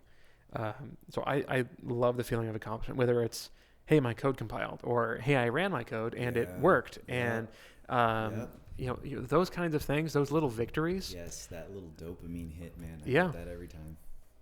So like those nights when we'd work until like midnight or something, a lot of times I would just say, I'm not going to leave until I've got this working. And you think, well, I'm going to be here until 8 p.m. But then 8 p.m. rolls around and you're not done. 9 p.m. rolls around, you're not done. 10 p.m. rolls around and you're like, well, I'm getting close, but I'm not done. And then by the time midnight hits, but then you click the run button and all of a sudden you didn't care about how much time you spent on it. It didn't matter because you ran it and it compiled, and that's something you don't have to worry about tomorrow because you did it. And that is such a great feeling. And you prove scientifically it could work. Yes. It compiled. Exactly. It's like, yeah. The logic checks out. Yeah, exactly. So those little victories, man, I mean, that's a huge motivator. And I feel bad for people that never push forward to achieve that kind of satisfaction. Because you only get that kind of satisfaction when you've done something that was actually difficult and you've actually succeeded at it. So if you quit every time you fail, or you never try anything that's really worth doing, you'll never get that rush. And that's where people, they'll look at me and they'll be like, I don't know how you do it. It's like, if you knew what the experience was like, you wouldn't know how I couldn't do it, Yeah. Well, considering what you built, I mean, yeah, I'd be high on the hog too. Oh my gosh, I just got something that can detect malware with like over 90-something% accuracy. Yeah, this is cool. I did something nobody else could do. It was a really cool feeling when we first ran it. I mean, like pure technique. Yeah, there's not going to be very much in my life that I think is going to compete with the feeling that I got when we first ran, for the very first time on live malware. That was a pretty cool feeling, especially at the time of life I was in, like, still very new to this industry, and was always had in the back of my head, like, this is an idea, I think it's got legs, I've done the theory work, I think it makes sense, but I haven't seen it work yet. And I haven't seen other companies doing this, which either means I've got something unique, or it means there's an obvious reason why they're not doing it. So when I ran it and it worked, that was like a huge sense of accomplishment, but also a huge relief of like, finally, all this time I spent researching, not just getting the code to work, but like actually researching what code do I need to write? Because, I was so new at this. I mean, a lot of these machine learning concepts were new to me at the time. Coupling that with cybersecurity concepts, I mean, it was a handful. And so I spent way more time on it for the prototype than it would take me now. But man, that was a huge payoff. It was awesome. So. Oh, for sure. And that seems like it. And I'm really happy that you've came to this point in life where you're finding what you want to do. So where's the vision you see for this company? Where do you want it to go? Well, we really want to be protecting the vast majority of data, period, and being the front lines of defense. So, we're set up with our scale to scan a lot of files simultaneously. Like, the amount of files we could scan in a day is ridiculous. And there's a reason why we built that scale, is because we're expecting, massive throughput. We're preparing for rain, as you say. So, I really want to see, how much benefit can we provide to SOC teams, who are, they're kind of on the front lines of security, and how do we make their lives easier? But also, like, we've said this, we've said this a long time ago, is, we said it in the context of ransomware, but really applies to all malware. But we've always said, like, we want to be the wall that ransomware dies upon, like water upon rock, like it hits the system, but it just, nothing gets through. And I really think that, with what we have, we sit in this middle ground of we're not a traditional solution with really basic features, but we're not a sandbox that's really thorough but very slow and very expensive. We're this happy medium ground that the cybersecurity space really needs. We're fast, we're efficient, we're light, like your traditional tools, but we're thorough and we're able to scan things that we've never seen before and give you a real honest answer like a sandbox. And so being in that middle ground, I feel like there's an opportunity here for us to really attach to large enterprise server architectures and be at the front lines of security on those ends. We've thought about, because a lot of people ask us, like, why don't we have a software product that I can download and have on my own personal computer as an antivirus?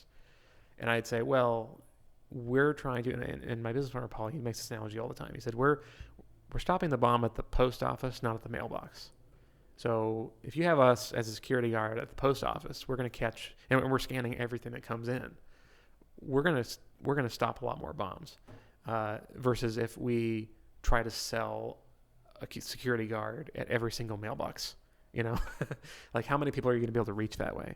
But if you're at large infrastructure, like in the cloud, and you are you're scanning and protecting on that layer, can you stop the vast majority of bombs coming through? I mean, that's really what our goal is. And then from that to say, okay, let's stop the malware full stop, but at the same time, let's give the SOC teams and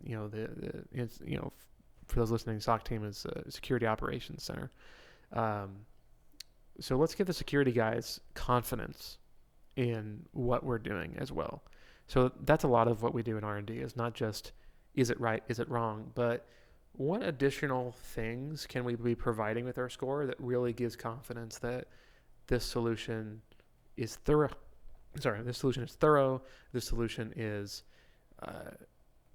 effective, and that this is trustworthy. Like, and so there's going to be a lot of, additional data that we have additional models and stuff that will run analysis and whatnot. So, a big value prop for us is that we're fast, we're efficient, we're light, so we're prepared for scale, but we're thorough, and we're thorough like a sandbox is without having to actually run the sandbox. So, as far as where this is going, is really fulfilling that vision of being the wall that ransomware dies upon, and doing so in a way that instills confidence to the security teams. So you'd like to see working with bigger enterprises security teams for them to like send you files and then you run it through and be like, yeah, yay or nay. It's malicious. Not yeah, malicious. we were really set up as an integration step in an existing pipeline. Cool. So a huge fire hose of files comes in on one end. Mm-hmm. We sit right there in the middle and we pass things along as needed. So if we know that it's a benign file, it stops right there, doesn't take any action.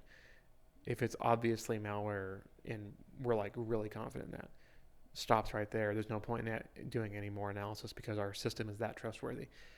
If it's something that we say, okay, this is suspicious, but we really want you to look at it, it'll send it on further to what other processes there are. So, yeah, I mean, large enterprise or just large infrastructure, large quantities of files coming through.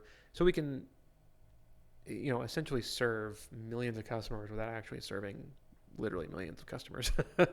That's really the use case and the vision of where we're taking this. So what's a week look like in the day of Garrett? Well, it's a mix of things. I'd say there's a small amount of strategy conversations, but that usually doesn't take a huge percentage of the day because I'm not in strategy calls for 5 hours a day. Mm-hmm. That's the usually, especially at this phase of the company, like the roadmap and the general plan is pretty well hammered out. Yeah. So a lot of it is just getting it done. Mm-hmm. So in some ways, me personally, I'm a little bit of a Swiss Army knife on the team because when we started the company, Paul and I had to do literally everything. We developed a lot of skills doing that. Mm-hmm. So, and I'd already been working as a software engineer. So, software engineering is kind of my most comfortable thing. But I had to learn how to become a data scientist. I had to learn how to become a data engineer. I had to learn how to become an infrastructure guy, all that kind of stuff. And as a result, now that we have a larger team, when I'm not doing R&D experiments, I'm usually helping out whichever team needs assistance. We have two major teams. We have the data science team and we have the development team. And the development team usually handles the infrastructure for our cloud product and also for the data ingestion and that whole pipeline, the machine learning pipeline and MLOps and that sort of thing.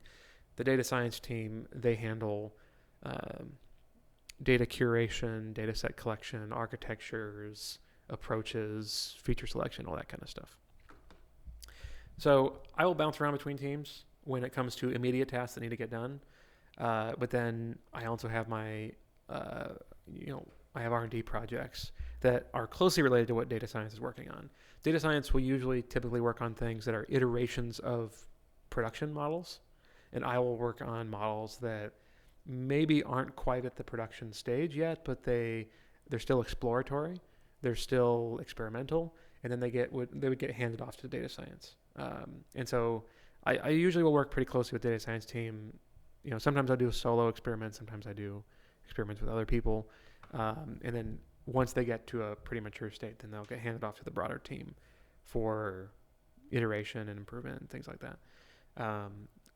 So all that to say is, as chief of R&D, my primary thing is running experimental models and doing data science curation work and architecture work for the next big thing with what we're doing, whether it be supporting a new file type or whether it be just adding additional value to what we already have. When I'm not doing those tasks, I am writing code with the dev team, or I am testing and training models for the data science team. I also do a lot of management of data collection, so automation, whatnot. All that to say, I do a lot of different things in a day. I will usually cover 3 to 4 different topics in a day, which is great because you never get tired of anything. But I mean, there are some days where I do a lot more dev work than data science work. There are some days where I do a lot of data science work and not very much dev work. And I do like that flexibility. It's very much based on the priorities of the company and what needs to be done. But I do a lot of model training and a lot of exploration of additional feature sets that we could add to the product. So cool. Yeah. So what do you do for fun? Well, I just picked up a new hobby recently with all the time that I have. And that's motorcycling. Oh, no shit. Yeah. Like Luke Lupin. So motorcycling. All right. So like dirt bike or motorcycle like. Well, I have a dual sport. So it's primarily a dirt bike, but it's a street legal dirt bike. Gotcha. So I like to ride up in the mountains and stuff. And I used to go on my dad's 4-wheeler and stuff, but I learned how to motorcycle this summer and it's so fun. And so I had to get one. And yeah, so, obviously it's a little chilly today, so motorcycling season is on its way out the door for this year, but, just riding like from my house to Rathdrum Mountain or to, any of the trails nearby and whatnot, like that's kind of what I like to do. And, my dad does that too, and my brother and stuff. So, that's a particular hobby of interest for me. I also do a lot of shooting. Oh, cool. Mm-hmm. Good. Yeah. It's a lot of fun, and got some buddies in that field, and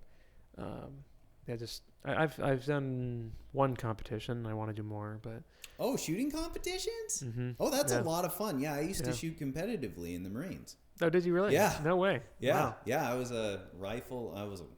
many things. I was a combat instructor at the School of Infantry. I used to teach sexy shooting packages. I shot competitive rifle and pistol. Well, next podcast will have to be at the range then. Oh yeah. I love setting up ranges and doing sexy ranges. I know how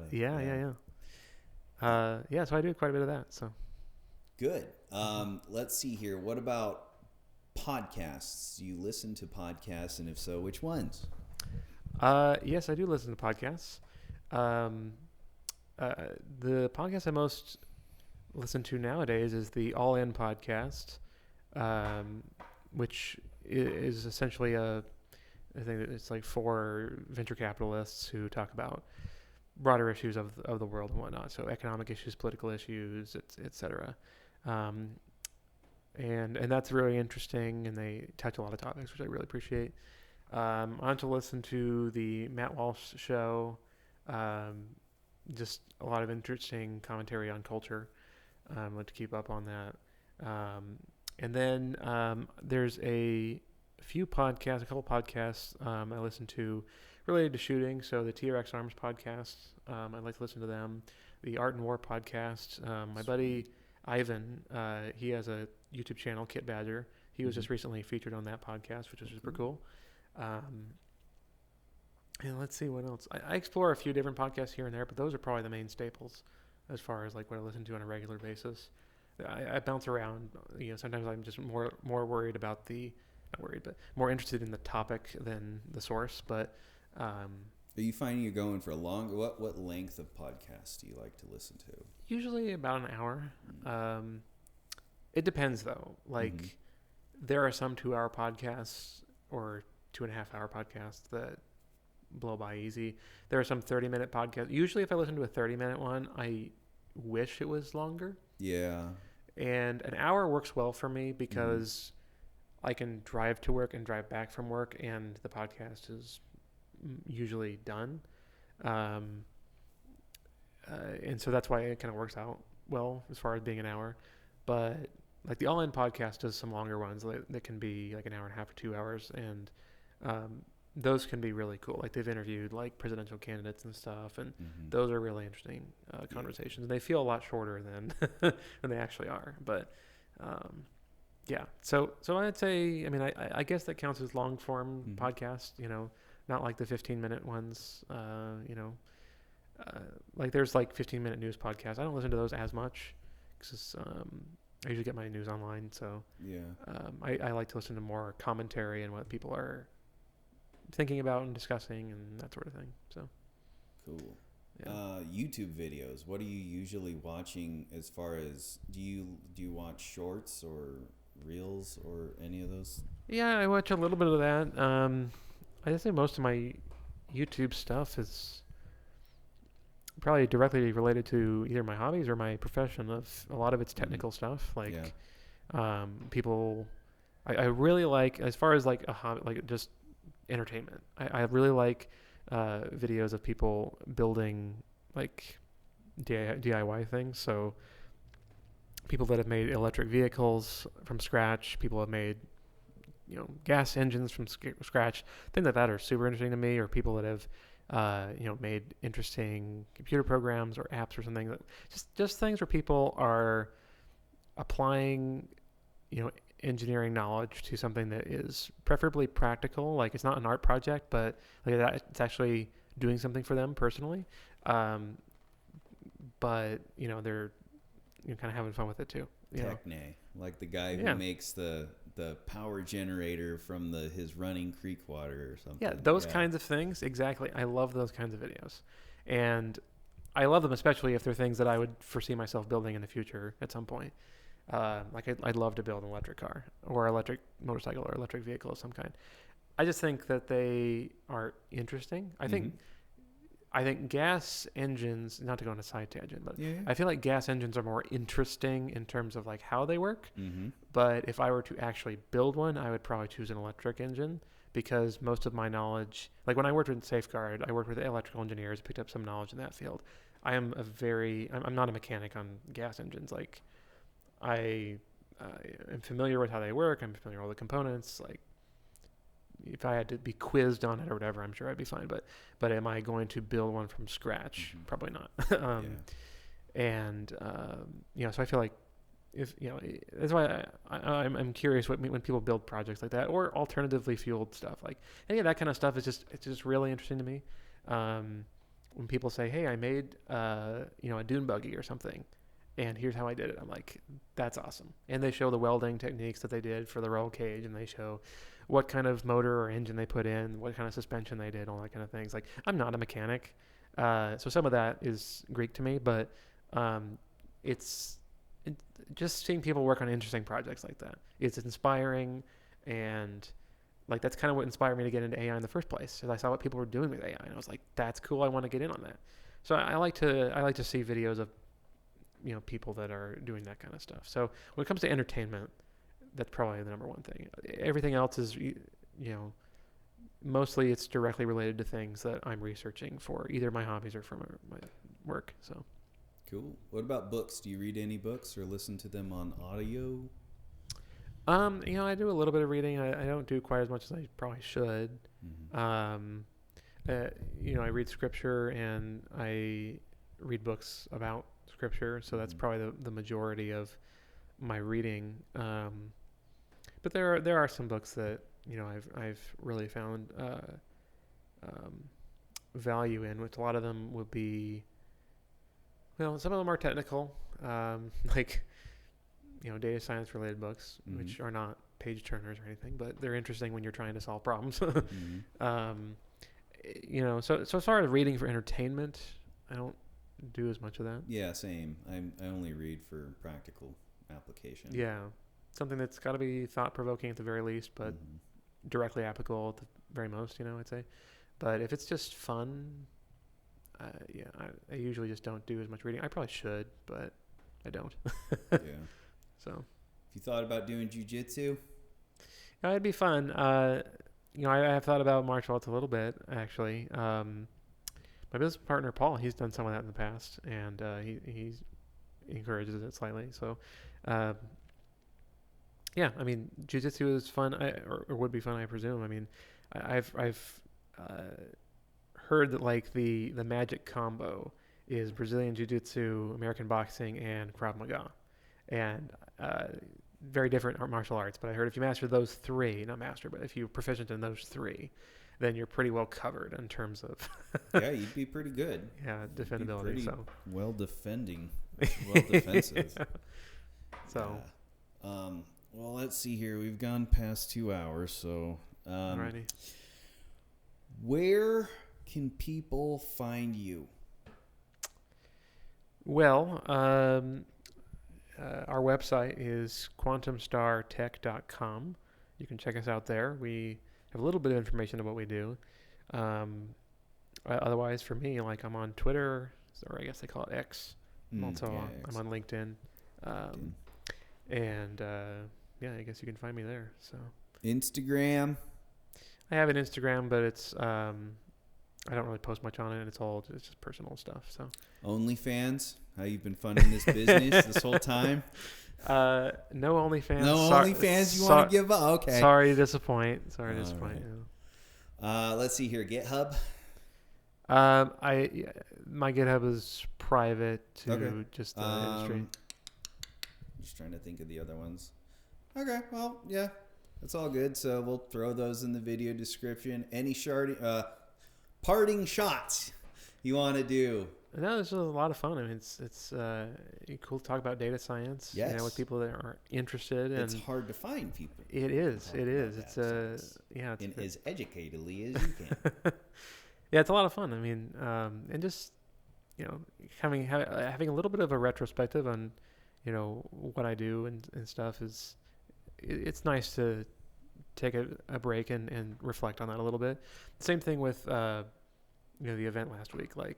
That was a good one. Yeah, hearing people's feedback afterwards was pretty eye-opening because I'm always like heads down, right? I'm always worried about the next thing. So I don't spend a whole lot of time thinking, wow, like, look at all this stuff I've done in the last 3 years, or 6 years. And so having that opportunity to sit down and talk with students, talk with other professionals, and, talk about that kind of stuff, it definitely puts things in perspective. And I think it's good to...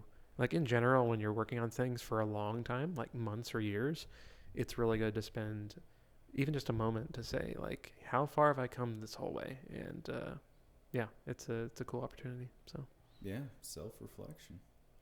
All right, everybody. I hope you all enjoyed this podcast as much as I did with Garrett. Be sure to check out all of his links in the video description below. Be sure to like, subscribe, and smash that bell for more data-driven updates.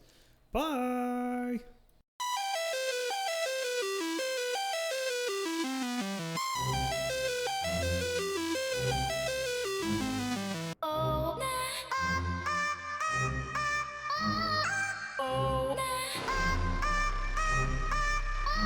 Oh.